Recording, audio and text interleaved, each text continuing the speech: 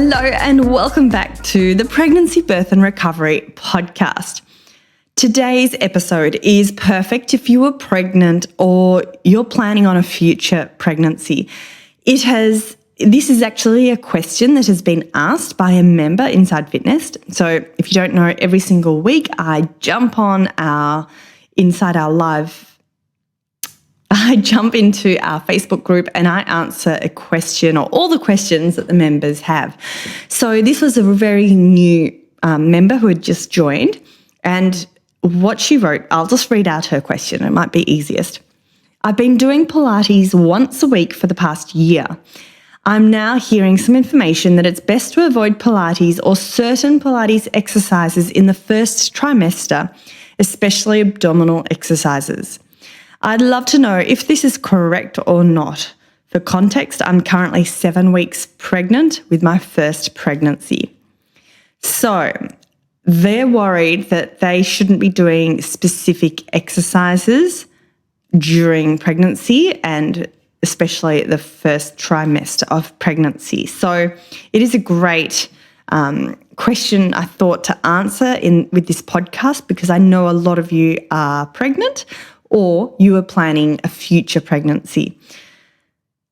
Okay, so let's jump straight into it. Pregnancy is a time when there are a lot of changes happening to our body. We've got hormonal changes, there's mechanical changes, postural changes. So pregnancy is a time when there are certainly a lot of changes happening to the body. There's hormonal changes, there's mechanical changes, there's postural changes. Our body is changing in more than one way. I'm first of all going to discuss the benefits of exercising during pregnancy. Then let's go into the considerations and my advice when it comes to exercising during pregnancy. I do just want to say, if you have got any specific medical conditions or concerns or questions, please do consult your healthcare provider. This is general information only, and I always say this with every single podcast episode, but it doesn't substitute that individualized assessment, diagnosis, and treatment. So that is my very first point, is when exercising during pregnancy, do just have a chat to your doctor and get that medical tick of approval, because they will be able to base their recommendations on your specific conditions and situation. Right. This is a really good refresher. Even if you know the benefits of exercising, let's have a quick refresh, because if nothing else, it's motivating to hear these beautiful effects and benefits of exercising during pregnancy. And this list here is courtesy of the Better Health VicGov website, which I'm just reading the dot points because I just thought it was a really lovely summary. Number 1 on the list, enjoyment. So hopefully we can find an exercise or something that we do that we enjoy and makes us feel good about us. Increased energy, improved fitness, reduced back pain and pelvic pain. And that's huge, because so many of us during pregnancy do get back pain and pelvic pain. Unfortunately, that stops a lot of us exercising. But I do just want to put in this side note.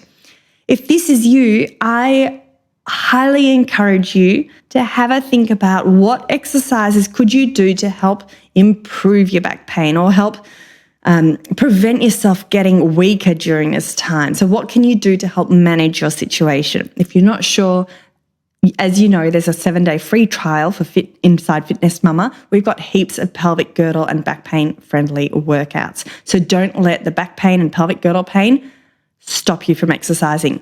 But on the flip side, don't push into pain even if you have this back pain and pelvic pain.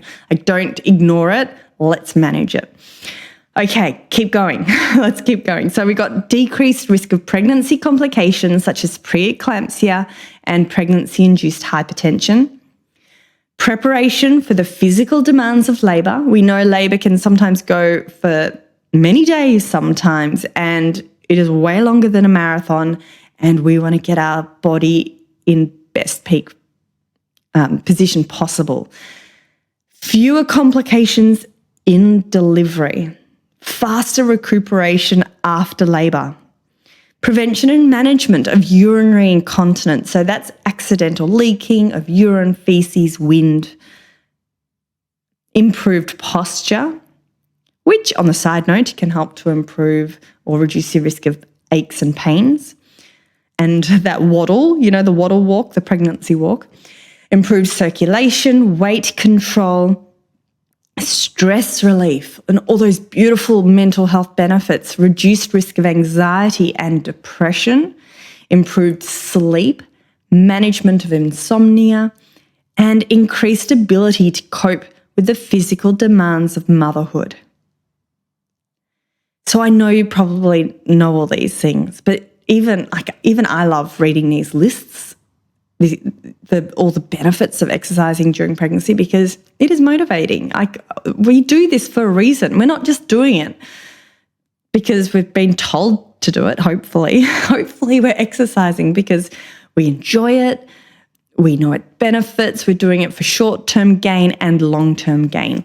Right, now let's discuss some considerations to exercising during pregnancy.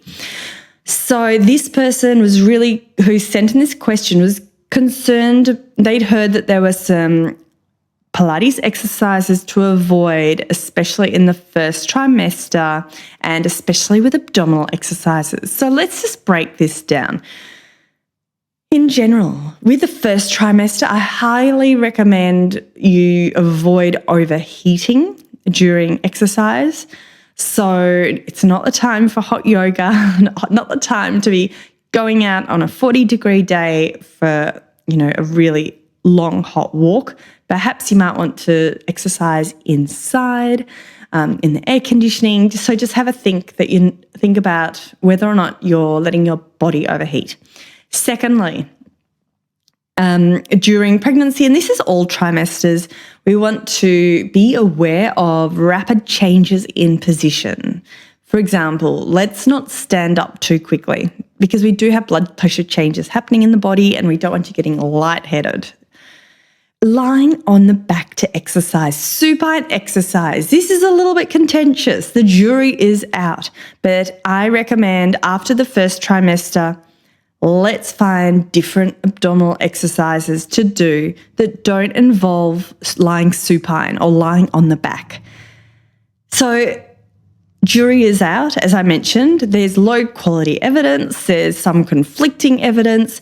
Whether or not if you go onto the online recommendations for RANSCOG, which is the Royal Australian New Zealand College of Obstetricians and Gynecology, that's different to the Australian government guidelines, which is different to the American guidelines. There's so much contradiction in all the different guidelines. Some of them say no lying on your back at all during pregnancy. Some of them say no lying on your back after 30 weeks. Others say it's fine to lie on your back. So I just think until we've got some better quality exercise and there's a bit more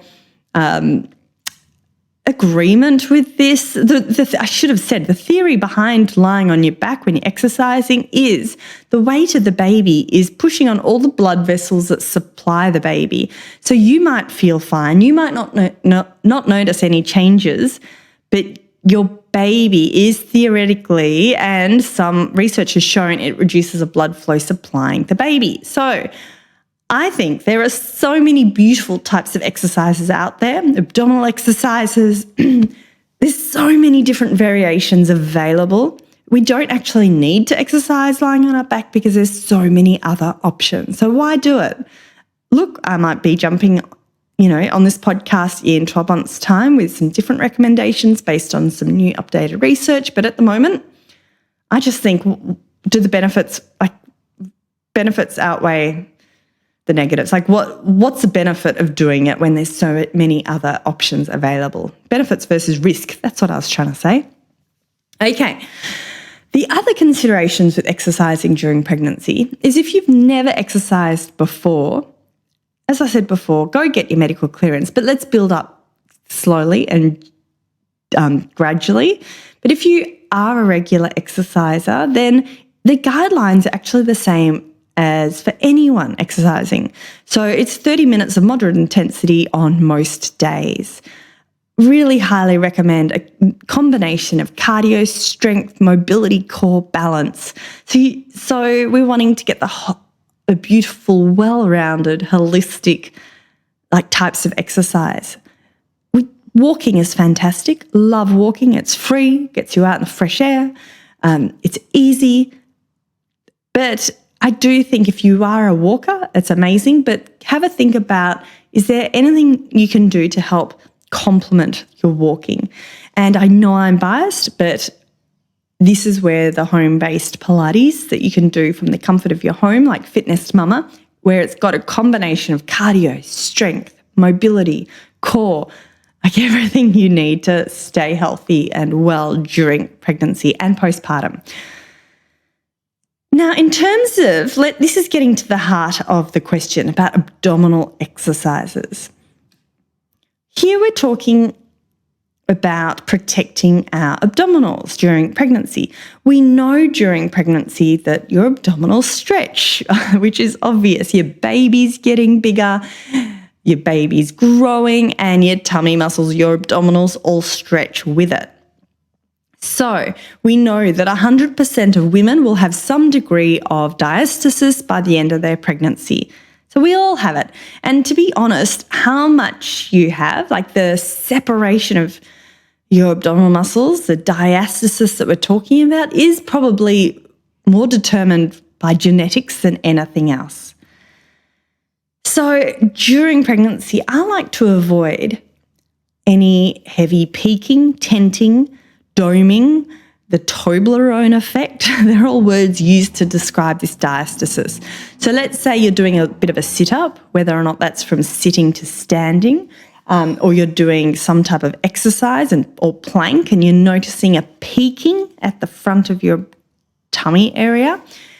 This is what we're referring to when when we're talking about the diastasis.